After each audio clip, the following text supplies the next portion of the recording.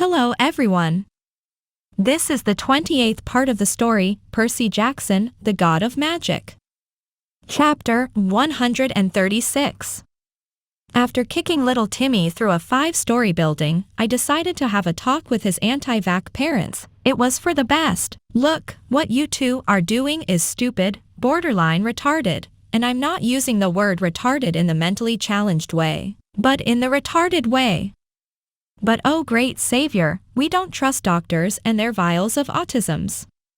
Karen, the mother of Timmy, replied, "Yep, her name is Karen, not surprising though. Vaccines don't give autism." I almost shouted, "Talking with you two does." I was moments away from killing them, or turning them into flies. Either way worked. But oh gracious God, we know they do. The son of a friend of a friend of a friend of a friend of a neighbor of an acquaintance said the child of his twice-removed cousin is a victim of the vaccine mafia. Mark, the father of Timmy, spoke, his eyes shining with ignorance. I eyed the two for a second. Ah, dear me, I shuddered, feeling my nose dripping with my golden ichor. "Are you okay?" Karen asked. "I have some essential oils and crystals that can clean your energy. Cue for my nosebleed to intensify." "Yes, I'm okay, just having an aneurysm out of sheer stupidity," I sighed, wiping my nose. "Oh, wow, didn't think you were that stupid," Mark chuckled. "I guess even our God has its faults." "Alrighty," I snapped my fingers, turning them into rats. I don't know what's worse, that they actually believed in the vaccine mafia, or that I wasted 2 hours talking with them. Heck, I don't think even Miss J can teach these fuckers common sense, I sighed, noticing the anti-vax rats squeaking at my feet, maybe begging me to turn them back to normal. "Seeing you two love disease so much, I have graciously decided to allow you two to be carriers of disease. Be careful with the cats though." "My parents?" little Timmy asked as he entered the room. "They are rats now," I answered. "Oh thank God, I mean." "Oh no." Timmy, who was elated at first, then tried to pretend he was sad. "It's not a sin in my religion to not like your parents," I informed little Timmy. "Oh, then, thank God," Timmy sighed. I eyed the kid, not sure if his clear hate to his parents was hilarious or sad. "Well, don't get sick anytime soon, kiddo." I waved at him, and with a magical poof that left 4 words behind, "I don't give a fuck," I disappeared. "Don't worry, Mama, Papa, if you two get sick, I will spray some rock water all over you, like you two did with me. I will help you as much as you helped me." Timmy smiled with a dark tone as the 2 rats that once were his parents sighed happily, feeling Timmy would take good care of them with their essential oils and rocks. Even in the end, the 2 rats were stupid. Well, having a religion is not something I expected or wanted. Oh well, if they make me stronger by believing I will beat the crap out of them on day, so be it. They are free to believe I will, because I might. "So, how was your religion?" Odin asked, a smirk pasted on his face. "Well, I turned 2 people into rats, healed 1 kid that by no means should be alive with a roundhouse kick, and knocked up all my followers with magic," I hummed. "I'd set about normal?" "I killed my first group of followers," Odin chuckled, "so I guess your first day with them was better than mine." "Heck, your religion has more people than ours," he smiled. A bit of a morbid fact, but who am I to judge? Neat. "So what are your plans for the Romans?" Odin asked, changing the subject of our conversation. "Well, for now, I will leave them alone, but at one point I will face them. I want Hestia to be whole again, and Vesta is part of that whole. Also, if I truly want to kill Zeus, I have to kill Jupiter, so, I guess in the end, I will end up waging a war against them too. Not that I had anything against them, but I had no guarantee Zeus would pop from out of Jupiter if I only killed Jupiter." "I see," Odin sighed.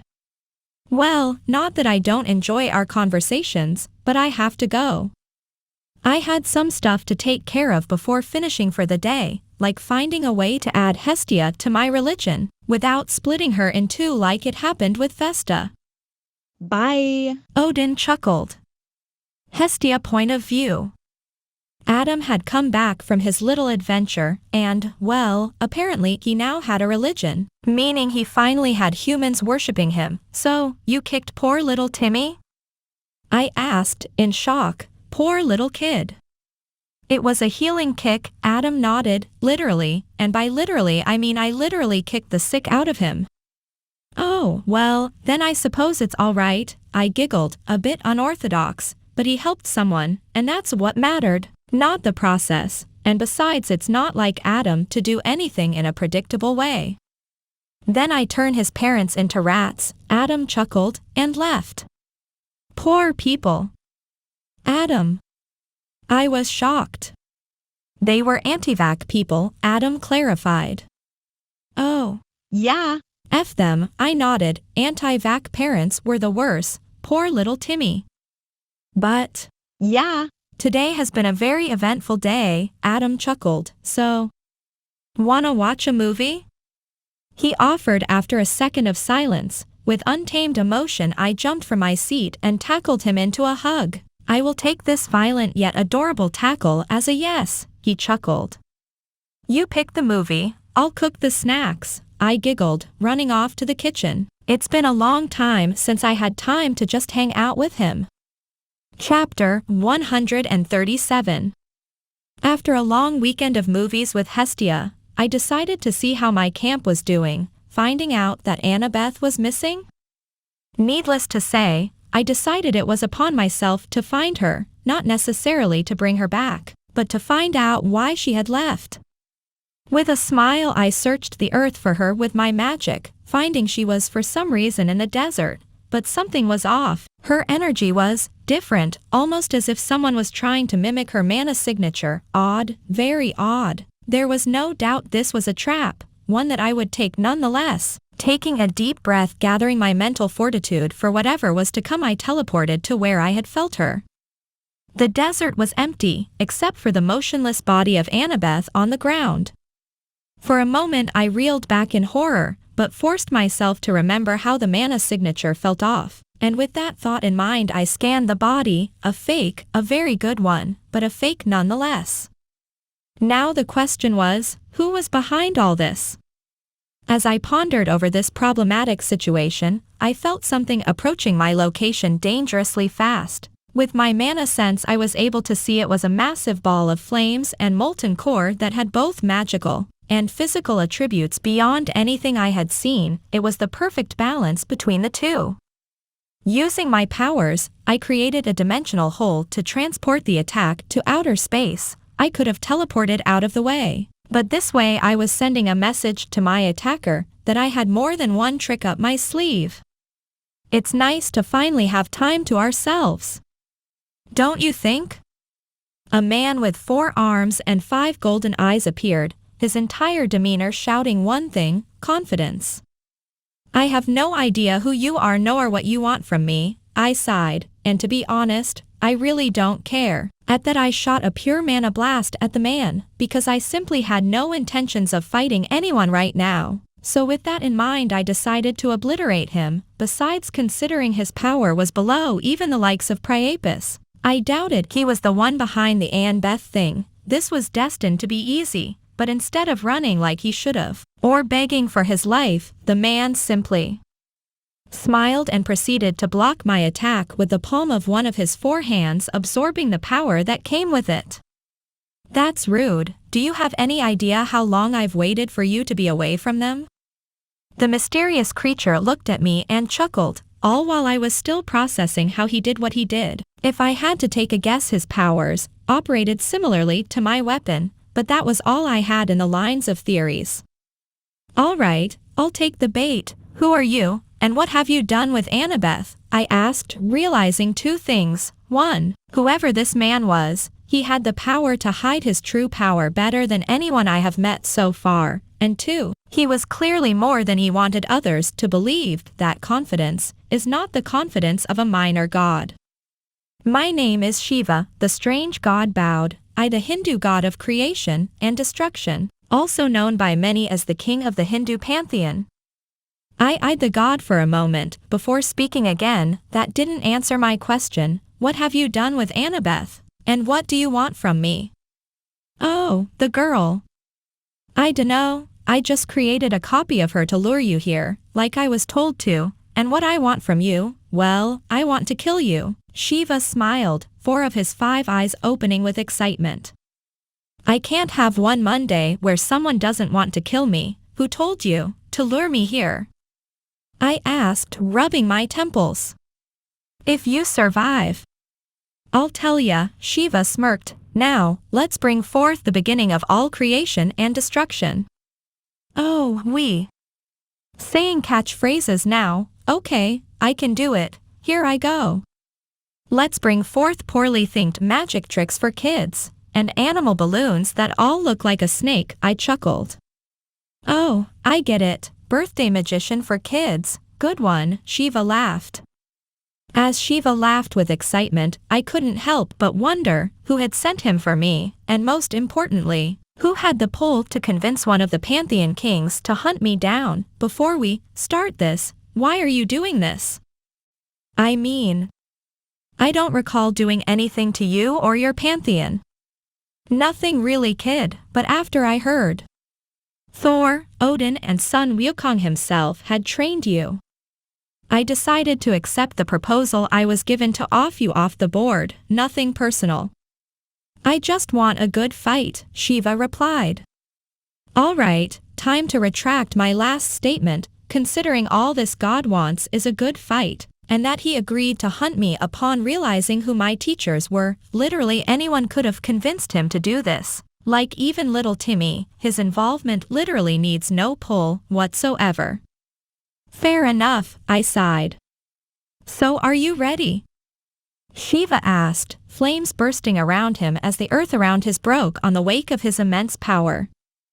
Not quite, I still have to find Annabeth, so rain check for this fight, you cool with that? I offered. Sure, why not? Shiva shrugged, you see like a guy I can trust, so same place next week? Next month, I mean, if I lose and die. I have to work the logistics of that, like who to leave in charge, get a sitter for the kids, and stuff. And by that I actually meant asking Odin everything he knew about Shiva. I was eager to fight, but not to die because I went into a fight blind. I ain't Toph. Oh, of course, don't even tell me about it, logistics are the worst, which reminds me. I have a party that day, how about the 3rd Friday of next month? Sounds fair? Shiva offered, pulling out a calendar out of thin air. Yep, I am definitely free to die or kill someone that day. I snorted at that. Well, then it's a date. Scratch that, sounds weird, but Yeah. we'll see each other then. See ya. Then, Shiva nodded and teleported out of the desert. What a nice guy, maybe we can drink a beer after all of this is over. Wait, can Hindu gods consume alcohol? We'll have to research that. Chapter 138. According to Odin, Shiva is a carefree, proud, and powerful god. That has shown over his life massively problematic violent tendencies, even clashing against Zeus himself more than once. According to Odin, their fights had set humanity back a few thousand years, more than once. Meaning his power was at least equal to the Greek king. This made this fight all the more impossible to win. And that was only one of problems. Annabeth was still missing, and someone had used her disappearance to try and eliminate me. But who? Kronos, he was a possibility, but thanks to the seals keeping his body and power incomplete, he lacked the magic power to do such thing, meaning that at least for now he was minor threat, one that had no hopes of kidnapping a demigod from my world, which brought a different problem altogether. My world was sealed from the main reality most gods resided, operating in a plane of existence that had no tether to the human world, meaning no one but the ones I had allowed had access to my world, so whoever had kidnapped Annabeth was within my ranks.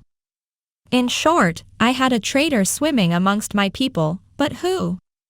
I had several gods working under me, some with possible reasons to want me gone, Like Heracles trying to get the favor of his father with my head. No, Heracles was more of a I tackle my problems guy. And Hebe was very similar to Hestia, meaning they weren't the culprit. Besides, whoever was targeting me knew of my relationship with Annabeth, something that wasn't common knowledge. Not because I had tried to hide it, but because nobody actually cared about my life prior my godhood.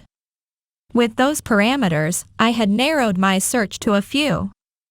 Hades, Persephone, and Athena, and considering Hades and Persephone had had their chances of betraying me multiple times, the only plausible culprit was Athena, which made no sense. I had her realms. Why would she try to kill me, risking the chance of me discovering her plot? It made no sense.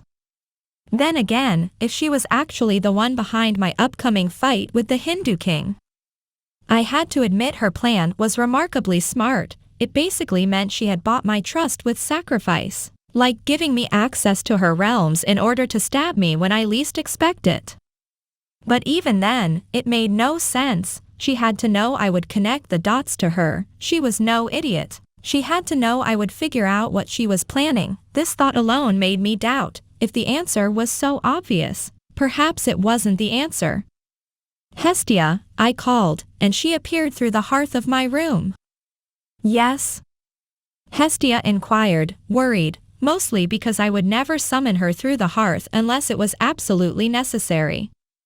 I looked at her for a moment and hugged her. I need you to stay on Asgard for a bit. Even if I wasn't sure if Athena was the culprit, I had to play it safe if she was. Hestia would be at her mercy in my world.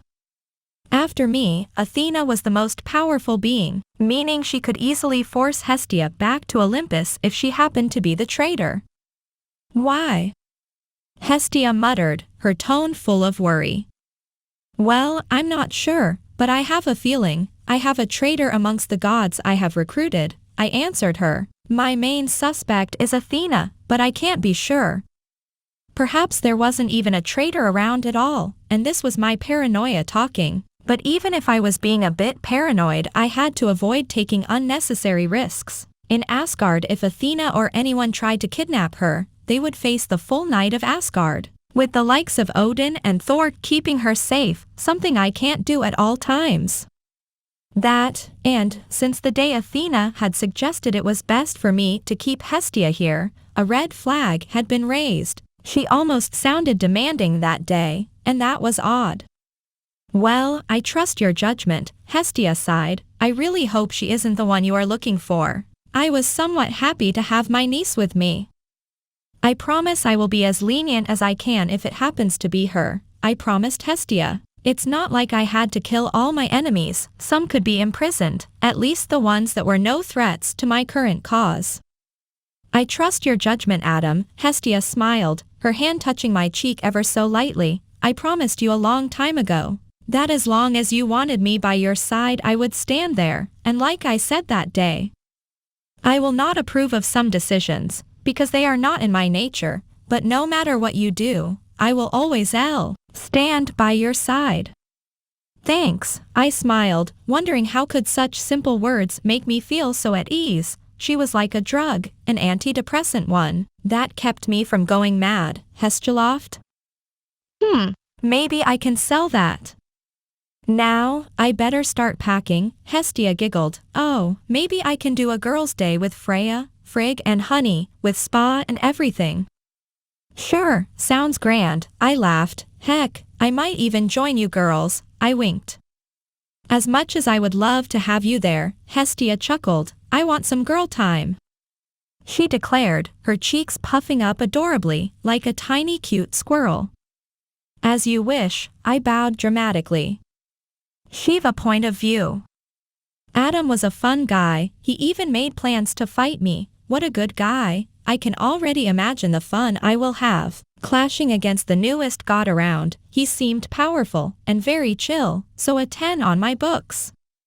You were supposed to kill him.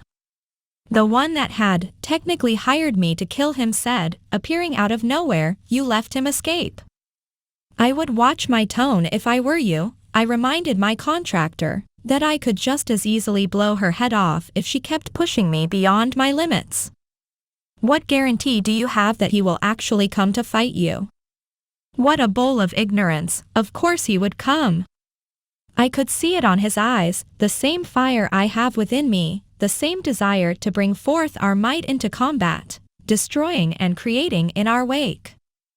I just know, I grinned, besides it seemed fair, you gave me a list of all his powers, at least the ones you know about, so I decided it was only fair to let him ask Odin about me. That was to give you an advantage. I glared at her, my hands curling into fists. I apologize for my outburst. Next time you forget your place, I will kill you. I threatened. No, that wasn't a threat, that was a promise. Chapter 139.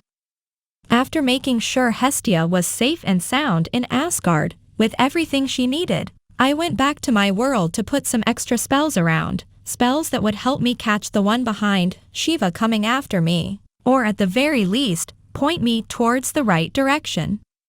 You must be Adam, Heracles smiled, a smile devoid of feeling. Is there anything I can do around here? I sighed, this being king business was not to my liking. I'm still figuring out certain things, Heracles, but fear not, I will find something worthy of your particular skill set. Did you hear that? Hebe, the daughter of Zeus, and Hera, the half-sister of Heracles who also happened to be his wife, smiled as she approached us. I told you he would. I would what, woman? Never mind. You know what, I have a great idea, Heracles. I actually need some help, from the two of you actually. What? The god of strength asked, somewhat eager. I think there is a traitor walking amongst us, I informed them. My reasoning behind this was, if they were the traitors they would rush their plans, getting sloppy. If they weren't, this would get me an extra pair of eyes and ears around. I need you to keep an eye open, and report anything out of the ordinary to me. Wonderful. Hebe nodded eagerly. I mean, that you gave us that task, not that we have a traitor, that is not cool at all. Heracles eyed me for a second, his hand tightening around his massive golden club. How can you be sure it's not us? Intriguing question, I had to admit. I can't, I winked at them, everyone's a suspect, even you too. Oh my, Hebe muttered. Then why ask us to do this? Heracles all but growled. Easy now, tiger, you don't want to clash with me, I chuckled. As for why I'm doing this, well, you could say I'm an idiot at times. An idiot with ideas so crazy they usually worked. Heracles looked at me and laughed. I see, well, you can count on us. Or not, that's still up for debate, I chuckled, reminding them, they were still suspects. Now don't spread the news like an STD. Believe it or not, one of the reasons I have recruited you two is because no one will ever expect you two working directly under me. Everyone believes there is some tension between us because of your dear old daddy. I hate him, Heracles muttered loudly, his eyes turning red as marks covered his body in red lines. He took everything from me. He let her. Took everything from me. My family. My freedom. Who would have thought? Zeus is a bad father, I chuckled sarcastically. Glad to hear you hate him. I know I do, so let's make a club. I winked, pointing to his weapon, a massive golden club, as a pun, but he did not laugh, or even blinked for that matter. Get it? Let's make a club, like your weapon. It's a pun, Hebe whispered to him. Oh. Ha! Ha! Heracles laughed, and by laugh I mean he gave me the most fake laugh anyone could ever produce. My disappointment is immeasurable, and my day is ruined, I sighed. Well, off you go to your mission. I have a training montage to go through if I want to beat or at least survive Shiva. What? Was the last thing I heard Heracles say, as I teleported to Brazil, where I would fight Sun Wukong and Thor for a month, non-stop, in the hopes of achieving the heights required to defeat the Hindu god. After I teleported to Brazil, I flew directly to where Sun Wukong and Thor were hanging. Hanging, anyway, As soon as I arrived at their location, they looked at me and nodded. They knew why I was here, to get beaten into the best possible shape I could in less than a month. Ready for it? Son asked. Not gonna lie, was kinda missing my favorite punch bag, the Monkey King snorted. Hilarious, but yes. I'm ready, I chuckled. So training montage, Thor nodded, mostly to himself. Yep, I nodded. Creed level? Thor inquired. Better, if I wanted to get stronger, I needed the best training montage ever. Blood sport? Thor asked, and once again I shook my head. Better, I told you. I stated.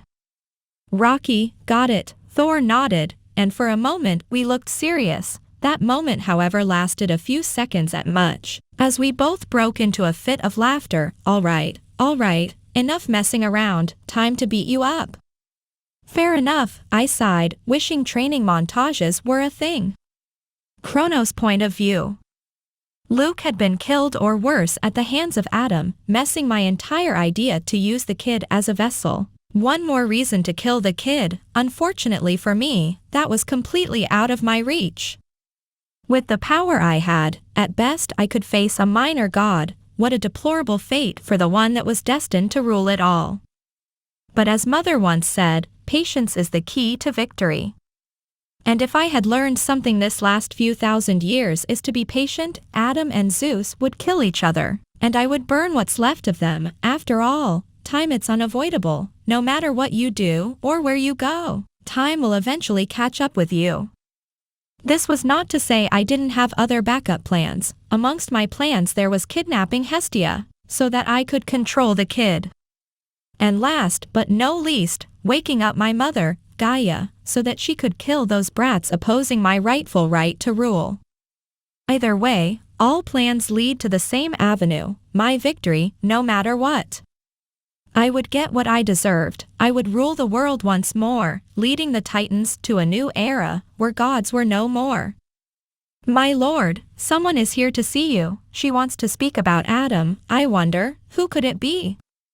Chapter 140. Nyarlathotep point of view. I had been in the beginning and I would be in the end of all things, but I wanted more than that, more than I had, more than I could ever have. I wanted to rule all reality, making humanity, gods, demons and everyone else in between suffer beyond the limitations of my prison in the outer.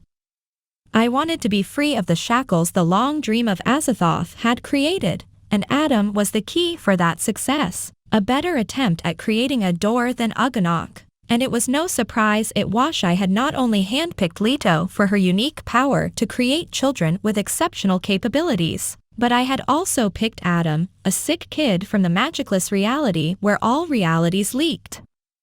I had given him all the tools to succeed in his life, the Gryamore, a new beginning, and so much more. I had reincarnated him, a meaningless human, into an outer god, one that would live through my waking.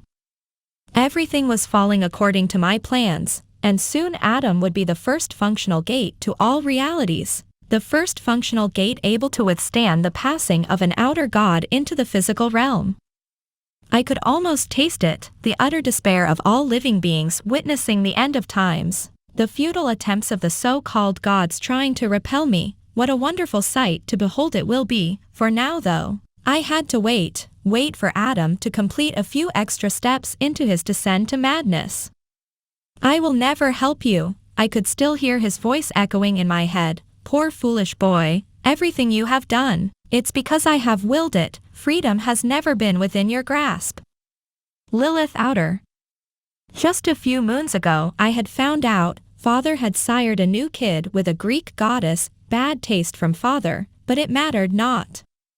What was important was that I had a brother, which was a wonderful surprise itself. Perhaps siring a child with him would prove beneficial for the great ones. After all, according to Loban, Adam was an outer god that yet to be fully awoken. I can only imagine the monstrosities he will do once his fragile humanity is shattered. The mere thought of my little brother destroying everything in his wake makes me wet, in all the right places. Only I could carry his seed as it was intended, because only I could properly birth a monster worthy of being his child, our child. Finally, I would have a child worthy of my love, a child that would rule the nightmares of mortals by haunting the night. But that would have to wait until I collected his seed, so for now, I would simply sit by and wait for my little brother to retrieve what rightfully belonged to him, and in the process show him what he really is, and that he has no need to play king with those inferior creatures that he is ruling. Athena point of view. There was no doubt Adam suspected of me, or everyone for that matter, after he moved Hestia back to Asgard. I knew there had to be something wrong, something related to the disappearance of Annabeth. Perhaps he thought I was responsible for it, or perhaps he thought I was to blame for the appearance of the Hindu king.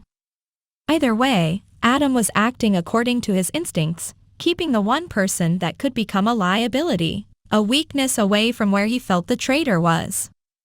And while some gods will feel offended with this once they find out, I found this to be most exceptional for me.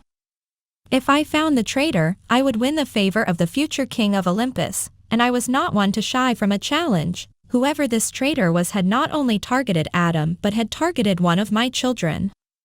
It couldn't be someone from here, no one had the power nor the resources to do such a thing, especially considering Shiva was involved. Whoever it was, had connections, and a strong grudge against Adam. But who? Adam point of view. Being able to actually fight Sun Wukong and Thor was satisfying to say something. I mean, do you have any idea how frustrating it is to lose a fight in less than a second? Well, that was my life before. Now, it took each hours to defeat me, meaning I was actually learning something. Like Sun can make millions of clone that somehow retain a big chunk of his power without weakening him. 2. Thor was rather easy to rile up in combat, and 3. We all enjoyed snack breaks. The point was, I was finally learning something from them, and while the fact they were still more powerful than me was still there, actually no, that wasn't right, our powers were somewhat evenly matched. But what they actually had over me was thousands of years of experience, something I was getting by fighting them. Was I going to be ready to face Shiva in a hopefully friendly match? Not sure, but at the very least, I would be closer to that point after my training ended. Shiva is a very destructive fighter, Sun Wukong said, and no, that is not a pun. I think Wook has been spending too much time with me to expect that. He relies of bursts of power, with the sole intention to overwhelm his opponent. Thor nodded. He's either playing with you, or all in, there is no in between. With him it's all or nothing, and by all I mean he will start with his most powerful attacks, not giving a fuck if you survive them or not. Why can't the god of I don't know, flowers and grass challenge me? Oh wait, I killed him. I would recommend you to go to the fight already in your divine form, if you wish to survive, that is. Sun sighed. Anyway, enough talk, let's get to it. I don't know why, but I have a feeling things won't be so bad with Shiva. In fact, I had a feeling our battle would end in friendly terms. Then again, I also thought Zeus was kinda normal at one point, so there was a chance of me being incredibly wrong. I guess I'll see. This marks the end of part 28 of the story Pērcy Jackson, the God of Magic. Thank you for listening. Please like the video and hit the subscribe button to listen more. Hit the bell icon to get notified of all the new content uploaded to the channel ASAP.